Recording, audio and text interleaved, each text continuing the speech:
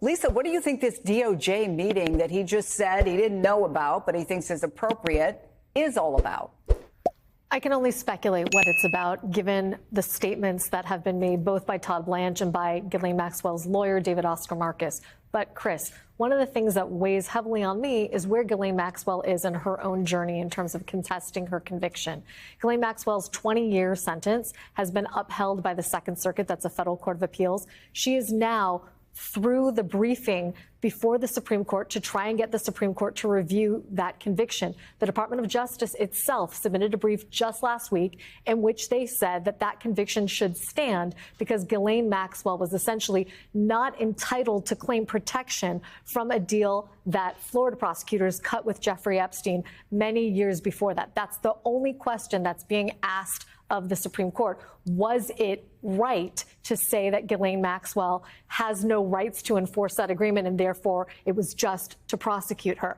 So one of the things that could be on the table here is Ghislaine Maxwell is facing 20 years in prison. She's already incarcerated. Her only saving grace right now could be a presidential pardon. And so there might be a deal to be made here, a pardon in exchange for congressional testimony or public statements about who else was involved. Remember, if you're pardoned, you can no longer claim the Fifth Amendment against self-incrimination because you have no prosecution to protect against. So if Ghislaine Maxwell is pardoned here, the Trump administration has, she has nothing to say in terms of protecting herself. She would have to talk if compelled to testify by a congressional committee. And the last thing I'll say is she would not be the first person who is incarcerated to be compelled to testify before a congressional committee. The fact that she's incarcerated now is not a barrier to bringing her before Congress to testify in either the House or the Senate.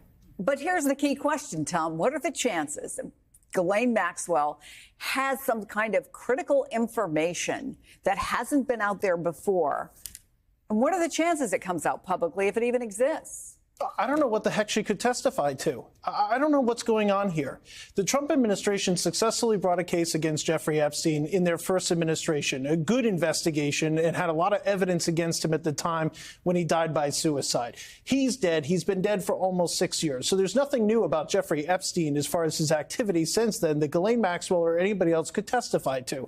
As far as Ghislaine Maxwell, she is a convicted sex trafficker, period. Girls as young as 14 years old. That's what she's testified to. Prosecutors found her, we reported this at the time, found the activity and the things that they uncovered in the course of their investigation with the FBI here in New York. They found her behavior to be abhorrent. They aggressively prosecuted her on that case and were able to get a 20-year, as Lisa said, a 20-year prison sentence as a result. So as far as what else she has to bring, as we reported at the time, I was in the hearing, probably between me and 20 feet between myself and Ghislaine Maxwell. Federal prosecutors said, and the defense attorneys did not disagree with the fact that they never offered her a plea agreement at the time, nor had she asked for one. So it's not like she came to them and said, you guys might think you have me, but I have all sorts of other information I can give you. That was not the case back when she was on the trial effectively for her life. It's not a life imprisonment, but 20 years at her age is a long time. So there's no information that's come up then. There's no information in all the files that have come out. I mean, she's been deposed. People have been deposed about her activities for a decade plus. There's no information that's come up that suggests any sort of a client list. The Justice Department, whether people want to believe it or not, have already told you that there's no client list that exists. We've found no evidence of that over the decade of our reporting on it. So what else does she have to offer?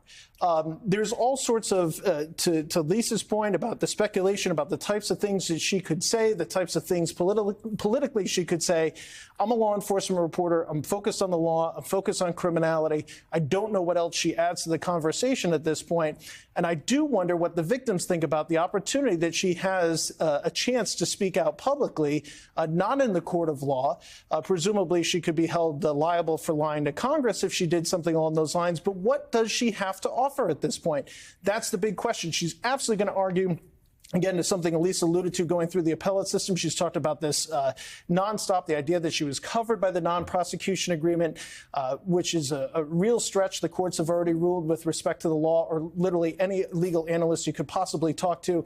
So I just don't understand what the tactic is here to continue to bring this up. The Trump administration's Justice Department in the first term, if you want to look at it as far as, convictions they were able to get, charges they were able to bring, they already won.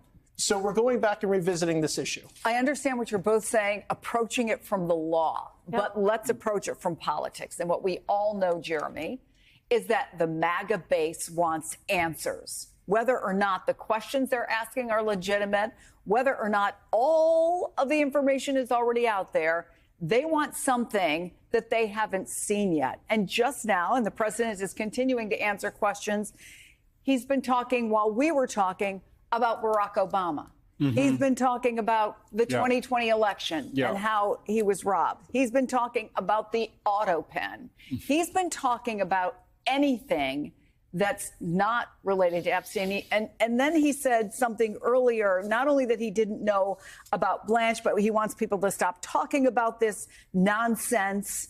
I'm not paying attention. What do you see is going on here? He is literally throwing out every other piece of red meat in right-wing conspiracy theory world that he can at the moment. Some of these stories have, more legitimacy to them than others, but the bottom line is here, he is going to continue to embellish facts about, for example, what the Obama administration supposedly did to block his election in 2016. That's a latest fixation of his and of some of the MAGA influencers on the right. I mean, the problem is, as Tom laid out, there is nothing that the Trump administration can give to. In a recent development surrounding the high-profile case of Ghislaine Maxwell, speculation has arisen about a potential Department of Justice, DOJ, meeting and its implications for her case and the broader Jeffrey Epstein saga.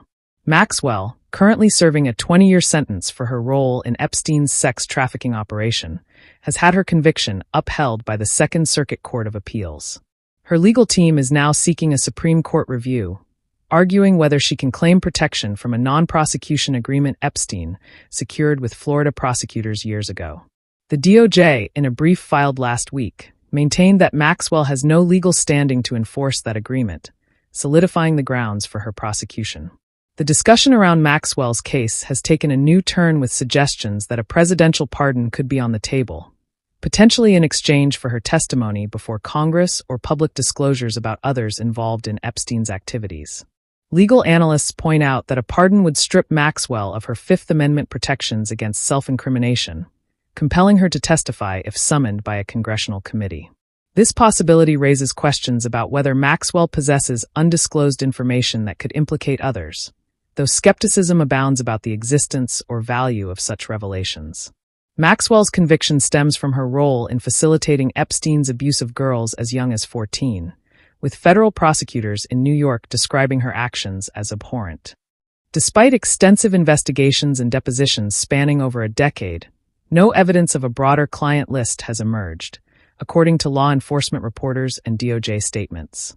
The absence of such a list has fueled speculation and conspiracy theories, particularly among certain political factions eager for new revelations. However, legal experts argue that Maxwell's trial and related documents, including depositions from civil litigation, have already been thoroughly examined, leaving little room for new bombshells. The Trump administration's prior involvement in Epstein's case adds another layer of complexity. During its first term, the administration pursued charges against Epstein, who died by suicide in 2019 before facing trial. Some question whether Maxwell's potential testimony could serve political ends, especially given the persistent interest from supporters of former President Trump who demand further disclosures. Critics argue that even if grand jury transcripts or other documents were released, heavy redactions to protect victim identities would likely fuel further conspiracy theories rather than provide clarity.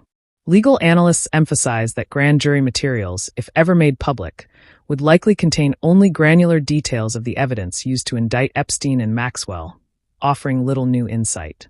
The law generally precludes the release of such sensitive information, and any disclosures would be heavily redacted to safeguard victims' privacy. Meanwhile, extensive deposition transcripts from civil cases involving Maxwell and Epstein are already publicly accessible, providing detailed accounts of their activities and interactions, including pointed questions about potential co-conspirators. Victims' advocates and legal observers express concern about the impact of revisiting Maxwell's case in a public or political forum. The focus on unproven claims of a client list risks overshadowing the established facts. Epstein operated a trafficking ring primarily for his own benefit, with Maxwell as a key enabler. As one victim's lawyer starkly put it, Epstein was both the pimp and the John. For now, the debate continues, driven by a mix of legal maneuvering, political posturing, and public fascination with a case that remains a lightning rod for controversy. Whether Maxwell's potential testimony or a pardon would yield new truths or merely perpetuate speculation remains uncertain, leaving victims and observers alike grappling with the legacy of Epstein's crimes.